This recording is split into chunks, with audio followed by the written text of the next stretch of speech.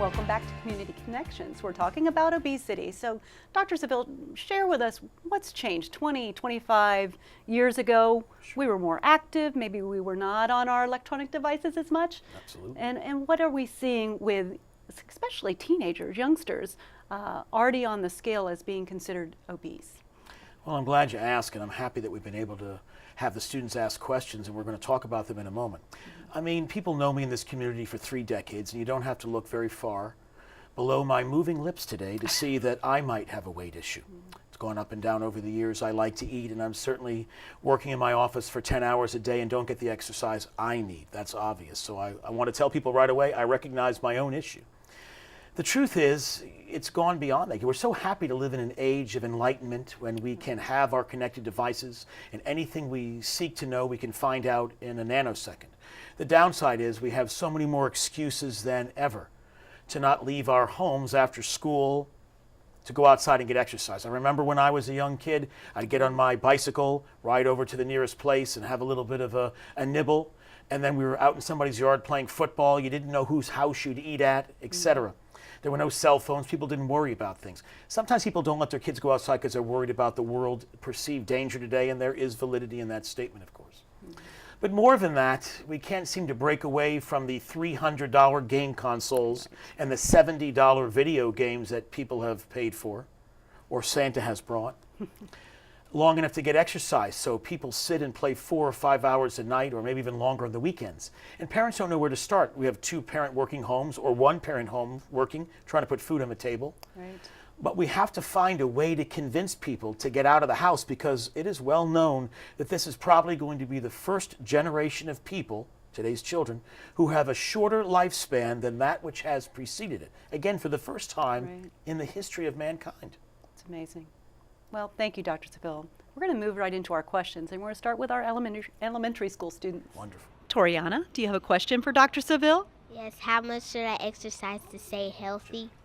You're asking about how much exercise is necessary, but the truth is every day we think about how many calories go in and how many calories go out. So I suppose that most people need a different amount of exercise. But this is one of the reasons I hope your family has a wonderful relationship with your doctor, so that question can be asked in the office setting based on how you look and how your health is. But what I want you to know is that I hope that you can get an hour of vigorous exercise every day. That exercise can be inside sometimes when it's cold or it isn't safe to be outside. But you have to have a strategy where you can move about and get your heart moving and get your body out there doing something for 60 minutes every day, because that makes all the difference in the world. But remember, just because you exercise every day doesn't mean you can eat more food, because sometimes more exercise leads to a bigger appetite. I might know something about that. And I hope you can do better than I have done. But I appreciate the question, and again, I hope you will have a conversation with your doctor to find out the kind and the amount of exercise that's right for you and your family. All right. Eric, do you have a question for Dr. Savel? Yes, what kind of food should I eat to stay healthy? Eric, what a wonderful question, and thank you so much for being a part of this wonderful Ask the Doctor segment. Well, I hope that you'll understand that the kind of food to eat can be different for different people, but that we should try to get a good mix of protein, fat, and carbohydrates. It's well known that people should try to have less carbohydrates for breakfast. I know we live in a toaster strudel and pancake and cereal world, because sometimes mom and dad can't even get you out of bed in the morning, and they're happy you eat anything before you get in the car or the bus to go to school. But by trying to eat healthy in breakfast time with more protein and fat than carbohydrates, you might find you don't crave them all day long and you can be healthy. But you know, it's taking a vitamin every day and drinking mostly water and trying to have a lot of fruits and vegetables and non-processed foods. But having a good conversation at dinner, and isn't it a wonderful thing where parents and children can actually talk about life at dinner, and dinner isn't in front of the TV, or we don't just scarf down some calories and run back to our video games, but we actually talk, that we can have an open, honest conversation, and we can use the internet for good. We can look up what is the right food you should be eating, print a little something out, hang it up on the refrigerator, and promise to follow that. Sometimes being on a connected device can lead to good information. So I appreciate you participating, but why don't we have a nice dialogue with your parents about what they think is right for you and making sure that is correct. Thank you. Nicole, do you have a question for Dr. Savel? Yes. How much should I weigh to stay healthy? What a great question. And I want to thank you very much for being a part of this fantastic event that we're going to keep doing month after month. Well, that's a reason why I hope again that your family has a wonderful relationship with your pediatrician or physician. And that question gets asked because you go for a yearly checkup. The truth is, your ideal weight is based on many factors, mostly your height or what kind of body you have. Some people are very thin-boned, etc. And even at a given height, your weight should be different. It isn't just all about the numbers, but how you feel. But I hope that this will spark some conversation at home, and that when you are getting your checkup, that you ask that question. It's nice to have some kind of a chart on the refrigerator so you can see how you are doing. So many kids are above their ideal body weight. You might be looking at a man whose ideal body weight is certainly far below what he weighs right now, right here on this screen, answering your question. I should do a better job, and I hope you will do a better job than I have done. But talk to your family and to the doctor and find that number that's right for you. And then make sure that you try to eat the right kind of food and calories a day. But even more than that, find a way to become more physically active for at least 60 minutes every day. Well, thank you, Dr. Savel. Those were our questions from Campbell Park Elementary. Now we're going to transition to our middle school students, John Hopkins Middle School. Might be a little more advanced and a little more conscientious about their weight. So, Alexandra, do you have a question for Dr. Savel? Yes. How old can you be to go on a diet? Alexandra, that is a fantastic question. I know many people are thinking the same thing. I appreciate you being a part of this. This is very, very important to listen to. Diets aren't always in your best interest because we assume diet means less calories, and that's okay. But some people who choose to go on a diet themselves might find that they don't do very well in school anymore. They're making themselves unhealthy because just cutting calories may not be in your best interest when you are in the middle of puberty and you are trying to put all the nutrients and minerals in your bones you're going to have for the rest of your life. So I want you to hear this very important thing. I hope that the information that you needed to go on a diet has come from your pediatrician, your physician, and that a conversation has occurred in a medical setting where it can be determined what your ideal body weight is and how you might go about losing weight. And of course, if you're talking about somebody else, like me, that's a different story.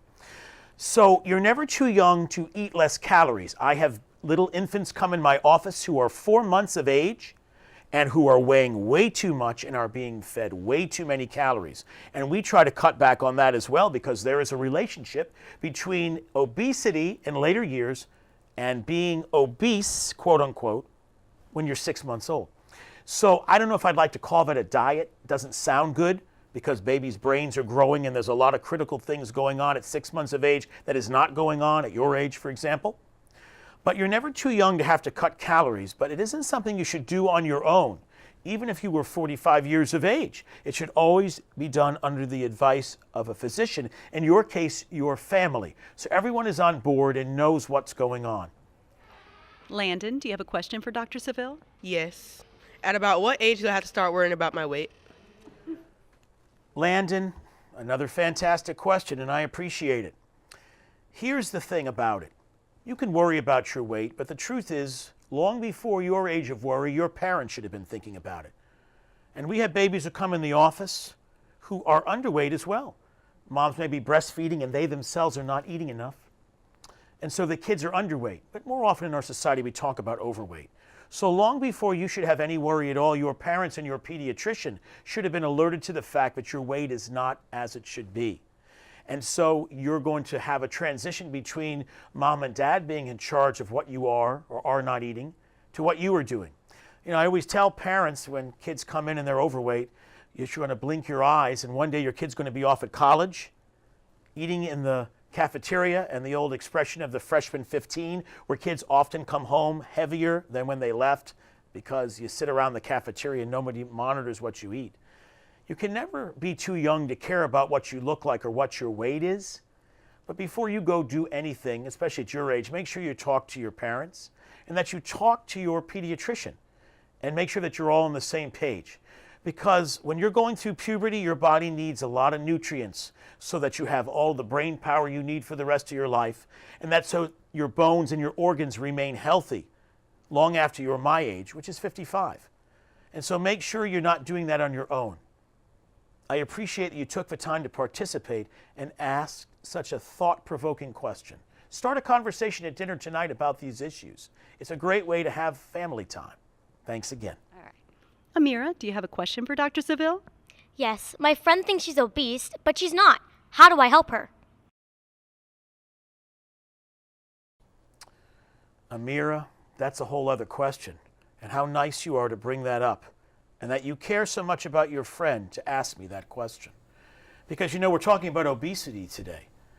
But the truth is there are just as many people on the other side of that coin. And there are people who have what we call body dysmorphia, or they believe they look different than they actually do. And so, of course, you're asking me whether or not your friend may have anorexia or bulimia, or there might be the beginning of some kind of an eating disorder. So here's what I want to tell you.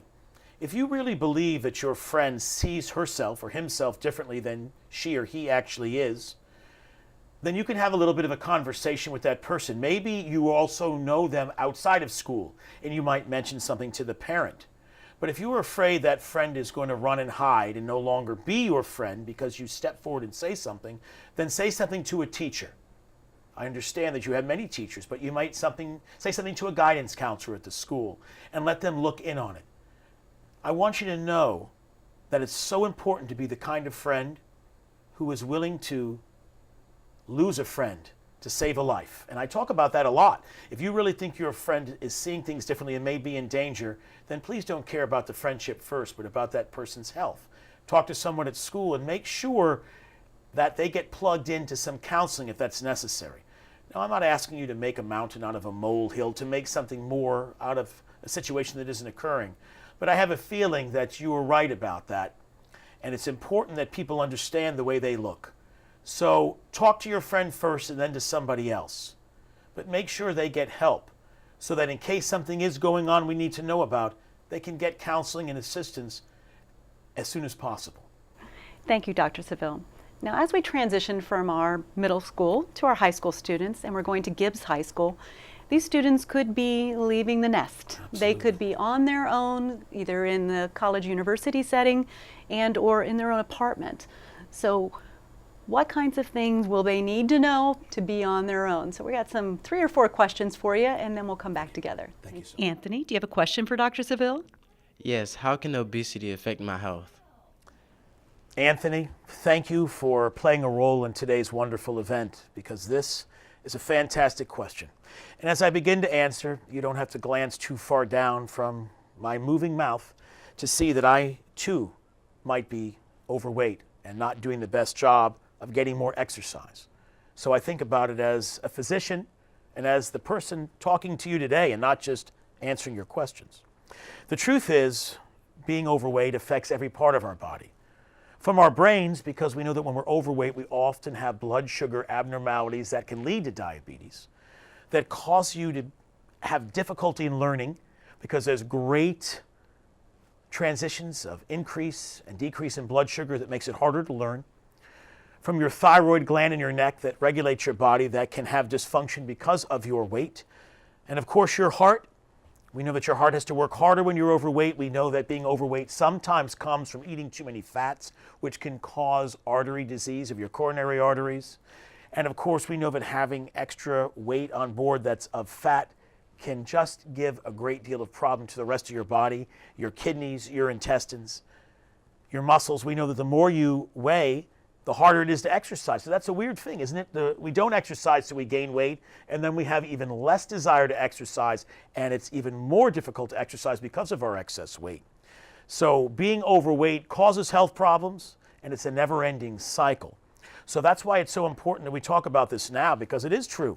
In just a few years, or perhaps only a year, depending upon what grade you're in now, you might be off on your own in university setting, or again, living on your own in the work setting, and you might not have people in your house looking after you. And then you have the responsibility yourself. I have people come in my office all the time in their mid-20s and tell me they don't know where it all unraveled. They're so heavy, and they realize the buck stops with them. And how can I help them? You know, the truth is I'm lucky to still have my mom and dad with me. Every time I see them, they tell me to lose weight. So I'm lucky they still have that love for me to try to push me in the right direction. Maddie, do you have a question for Dr. Savel? Yes, how much junk food is okay to eat? Maddie, what a great question. I really appreciate it. And let's talk about junk food, because who knows how to define that? And again, you don't have to look too close at me to see that I may have had a bit too much junk food in my life. But the truth is, we think of the word junk food as somebody going and having 5 flying saucers and some corn dogs. But the truth is, even whole grain bread can be junk food if you're eating it at the wrong time or having too much of it. I tell people a lot that I don't do a very good job watching the news as much as I should, because sometimes it's filled with tragedies and things I don't want to see. So my wife and I sit around and watch the Food Channel too often. And I'm reaching for a Scooby snack at 11 o'clock at night, and that hasn't served me well. So the word junk food can be used to describe what you're eating and eating the wrong thing or too much of it at the wrong time. So my answer to you is that junk food is never okay to eat. We say everything in moderation, but here's an interesting point. Did you know that if you eat too many carbohydrates or any for breakfast, that it makes your blood sugar go up and down, and that you'll chase that hunger all day long? And so you'll be reaching for Scooby snacks like I am, even late in the evening. But if you'll find a way to just eat protein and fat for breakfast, that you might not crave carbohydrates all day long. And you might find that you learn better in school and that you don't have those hunger cravings all day. So the truth is, even a little bit of junk food, like a toaster strudel or whatever it might be for breakfast, can serve you very poorly throughout the entire day. So the answer should be none. But we have to treat ourselves every once in a while if you understand how to control your hunger that can follow that. So what a great question that is. But understand the idea that the word junk food can take on different meanings, and too much of a good thing is bad for you as well. Tim, do you have a question for Dr. Savel? Yes, being active in sports, do I have to monitor what I eat? Tim, this is a very important question, and I really appreciate you took the time to ask it. Here's something interesting, and I think you already know this. It's true that you can have more calories and need more calories when you are in an active sports season. And you know very well that if you continue with the same appetite and eating tendencies when your season is over, that the weight will just be piled on. This happens to even people in professional sports, males and females. You see them all the time. A couple of weeks or months after the season has ended, they're like, oh my goodness, what's happened to you? Because they forgot to stop eating. So it's true that you should modify what you're eating when you are in the middle of working out and as a sports season, because you need more calories if you're expending more calories. But remember that being active physically, whether you're doing it for a sport or not, doesn't give you the right to then eat 2,000 more calories a day. That won't serve you well in life. Starving yourself when you're active in sports is no good either. So if you're in some organized sports, I hope that part of it is a discussion with some kind of a trainer or even your coach or manager about what is appropriate for you. But again, please promise me that you go for yearly checkups and that you have a good relationship with your pediatrician or other physician, and that you bring up that concept and that question in the office, because that's when we're going to look at your body mass index, your BMI. That's when we're going to get your height and weight, and we're going to find out at what stage of puberty you're at, because some people go through puberty later and their caloric demands are different than someone who is fully through puberty in middle school. So there are many other questions that go into that and other pieces of data. So promise me you'll ask your folks. They'll take you to the pediatrician where a proper evaluation can be done so you know what is right for you when you are and are not working out. And promise me that if you're in some kind of organized activity, that if it should slow down because it's not the season, or maybe you have an injury and you have to slow down, that you'll slow down in your caloric intake before you look in the mirror and realize that you've gained 15 or 20 pounds you didn't want. Thanks so much for asking that great question. It's wonderful, and hope that others got something from the answer and question as well. Thank you, Dr. Savel, and thank you for the answers to the questions on obesity. And I appreciate the fact about eating proteins in the morning. I'm a big egg and bacon girl in the morning, so you validated my menu choice. And when we come back, we're going to talk about healthy recipes.